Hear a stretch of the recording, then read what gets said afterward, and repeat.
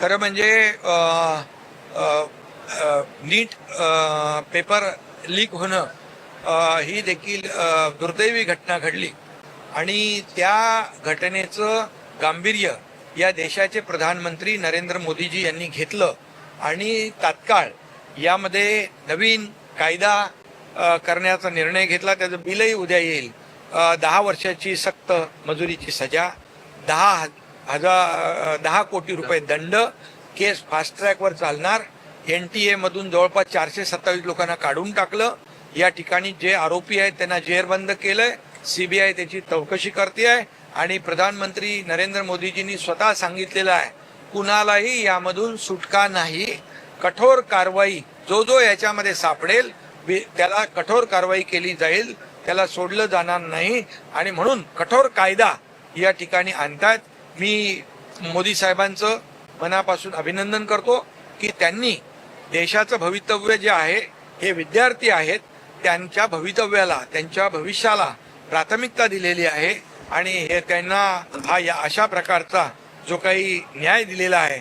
आणि म्हणून त्याचबरोबर धर्मेंद्र प्रधान यांनी देखील आपली नैतिक जबाबदारी समजून राजीनामा दिलेला आहे. हा देखील आपण एक जी घटना झालेली आहे यामुळे विद्यार्थी यांच्या प्रश्नांना, त्यांच्या भावनांना प्रधानमंत्री नरेंद्र मोदीजी यांनी प्राथमिकता दिलेली आहे. आणि म्हणून या ठिकाणी मी आपल्याला सांगतो, त्यांचं आंदोलनामध्ये काही लोक राजकीय, त्यांचं नॉन पॉलिटिकल आंदोलन होतं, पण ते राजकीय आंदोलन, पॉलिटिकल आंदोलन केलं गेलं.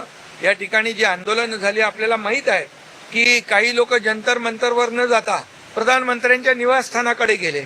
अरे, प्रधानमंत्र्यांचं निवासस्थान हाय सिक्युरिटी झोन असतो आणि त्या ठिकाणी जेव्हा स्वर्गीय प्रधानमंत्री इंदिरा गांधी यांची हत्या झाली त्यावेळी SPGचा कायदा केला आणि त्यावेळेस प्रधानमंत्री निवासाच्या परिसरामध्ये कुठलंही आंदोलन करता येत नाही. ही माहिती या देशाचे विरोधी पक्ष नेते राहुल गांधी यांना असताना सुद्धा जाणीवपूर्वक तिथं आंदोलन करणं, हजारो लाखो लोकांना तिकडे बोलवणं, याचा अर्थ काय?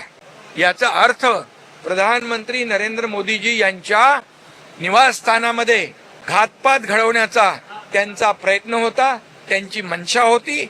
आणि ते नेहमी म्हणतात की बांगलादेश, नेहमी म्हणतात नेपाळ, ते नेहमी म्हणतात श्रीलंका, अशा प्रकारचं अराजकता देशामध्ये पसरवून या ठिकाणी देशामध्ये हे जे अराजकता पसरवणं हा त्यांचा उद्देश होता. हे खऱ्या अर्थाने निंदनीय आहे.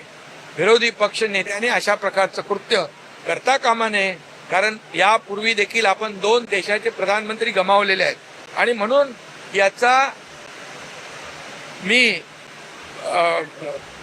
अतिशय कठोर शब्दात निषेध करतो, कारण ते विरोधी पक्ष नेते असताना ते स्वतः सगळ्यांना आवाहन करत होते, इकडे आंदोलनाला या, इकडे आंदोलनाला या. अरे, आंदोलन तर जंतर मंतरवर होतं, मग तिकडे आंदोलन करण्यामागचा त्यांचा दुष्ट हेतू होता आणि फार ही गांभीर्याने घेण्याची बाब आहे. आणि त्याचबरोबर काही लोक इकडून पण गेले.